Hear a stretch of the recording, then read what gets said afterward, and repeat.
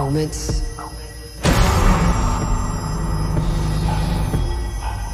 images. When I woke up, there was no one left. Welcome back to the channel, guys, and today we're going to be talking about that new movie known as Ash, directed by Flying Lotus, in partner with XYZ Films and Shudder, the Shudder streaming service. And when I tell you that this is a trippy thriller, horror, sci-fi, psychological horror movie, it's like, to say the least, because this movie is absolutely insane. Takes you on a crazy trippy ride in space. And if you've seen a lot of the Shudder movies, which I've talked about plenty of times here, they really do know how to work with horror, and I mean, they kind of nailed it with this one. So without further ado, let's get into the video. Now, as the movie begins, we basically are introduced to our main character, Raya, who is waking up amidst not remembering who really she is or what happened. And as she kind of explores around her station, her space station that she's in, all of her crew has been slaughtered and she has no clue as to what's going on. So basically throughout the movie, we are basically following her, trying to figure out and piece together what actually happened. Amongst her doing all these different things, she is basically visited by what seemingly looks like help from another fellow person on the mission that she's on. His name is Brian, and together they're just trying to figure out what the hell happened and how to get off the planet. So this like I said, this movie is really trippy. It's definitely big and heavy on the psychological horror, because one of the things that I really did enjoy is how they basically cut into what her memories are and whether or not those memories are actually delusions or if it's actually something that truly happened. Like the director, who is Flying Lotus, that's his name, and fun fact, he actually plays a character in this movie called David as one of the crew members.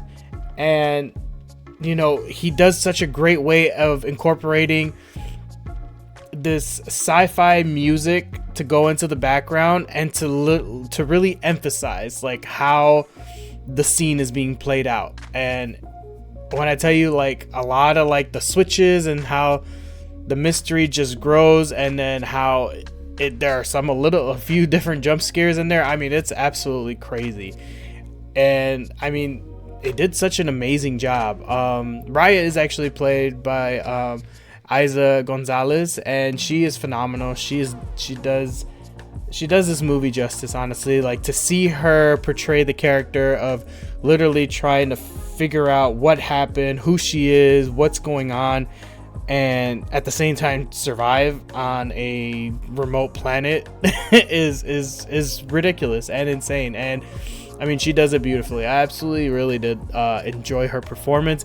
And of course, Brian is portrayed by Aaron Paul, and he's just such a great actor in itself. And to see the dynamic between the two of them, how he wants to help her but doesn't believe some of the things she says because she might be delusional, and how she's not sure if he's telling the truth. Like, it really does play on that psychological back and forth of, is what you're telling me true, or are you lying to me to try to hide something? So definitely a real fun ride on that one. Another thing I really did enjoy about this movie was the visuals. As I mentioned earlier, the visuals in this movie are absolutely amazing.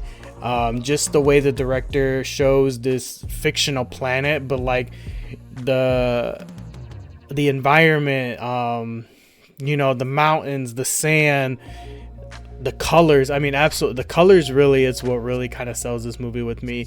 The way it changes, the way it flips too when you're seeing her memories of what happened versus like what's actually going on in reality. And I mean, like I said, the music really, like, at some points it's a little too loud and in your ear, but I mean, I get why, because it's made to just emphasize the scene itself as it unfolds.